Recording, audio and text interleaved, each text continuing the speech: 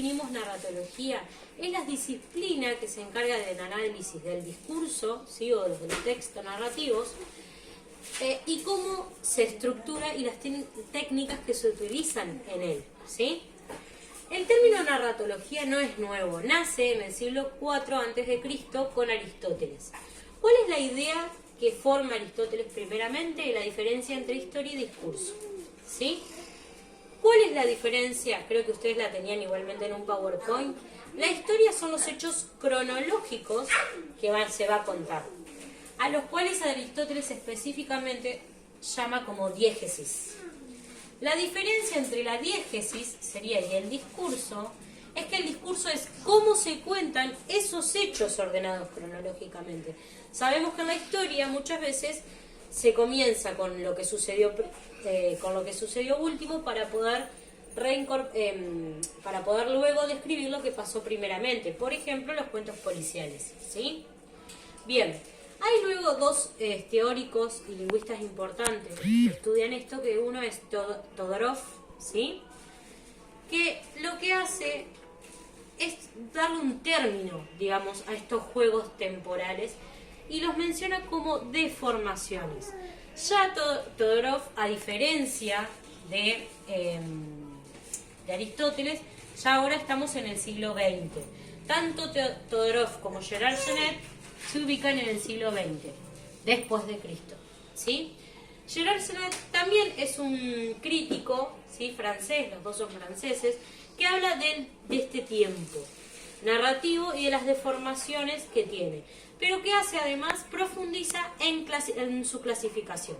Entonces tenemos, el tiempo narrativo va a tener su frecuencia y una clasificación, la duración y una clasificación, y el orden y una clasificación. Él dice, vamos a empezar primero con el orden. Hay dos formas que aparezcan.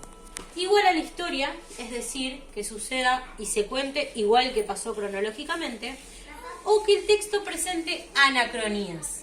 ¿Qué significa que presente anacronías? Que se cuente de una forma distinta a la que sucedió verdaderamente. Y ahí va a haber juegos en el tiempo. Supongamos, ¿sí? Este es el presente de la acción. Yo les hago este dibujo como para que se ubiquen. Van a surgir dos términos con Genet, que es la analepsis y la prolepsis. Bien, ¿para qué los utilizamos? O sea, analepsis y prolepsis son tipos de anacronías. Cuando en el presente de la acción se cuenta algo del pasado, hacemos referencia a una analepsis.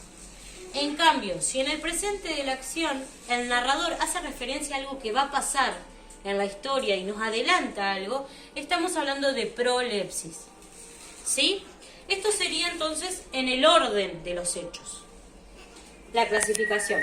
Pero sabemos que también muchas veces los hechos no son contados con el tiempo con el que duran. Entonces nace la clasificación de duración. Acá hace varias divisiones. Elipsis sería cuando se elimina un hecho, ¿sí? Un hecho que pasó se elimina. Después tenemos la escena o la isocronía, que es cuando queda igual a lo que sucedió, se relata como fue. El sumario es un resumen, se acorta, ¿sí? Se hace un pequeño resumen de los hechos sucedidos. Y luego tenemos dos juegos en la duración, que una es la pausa. Yo acá les pongo un ejemplo, no sé si se llega a ver, que un ejemplo de pausa es la descripción. ¿Por qué? Porque se hace un stop en el momento en que se está narrando para contar algo o describir algo, y eso hace que el tiempo narrativo disminuya, ¿sí?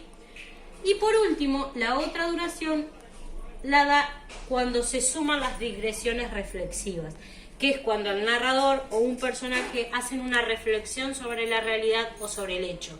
Eso no forma parte de lo que pasó, es una apreciación subjetiva del narrador o de los personajes. Por último, la última clasificación que hace Gerard Genet es la de la frecuencia, y la divide en tres: singulativo, iterativo y repetitivo. Singulativo es cuando pasa una vez y se cuenta una vez. Iterativo es cuando sucede muchas veces un hecho, pero se cuenta solo una vez en la acción. Y repetitivo es cuando sucede una vez y se cuenta muchas veces. Estos términos, chicos, no son fáciles, la mayoría los estamos sumando recién ahora. Yo voy a armarles seguramente un texto con todo esto, y en el caso de que no se haya entendido algo específicamente, me mandan un mensaje por WhatsApp o por mi Gmail.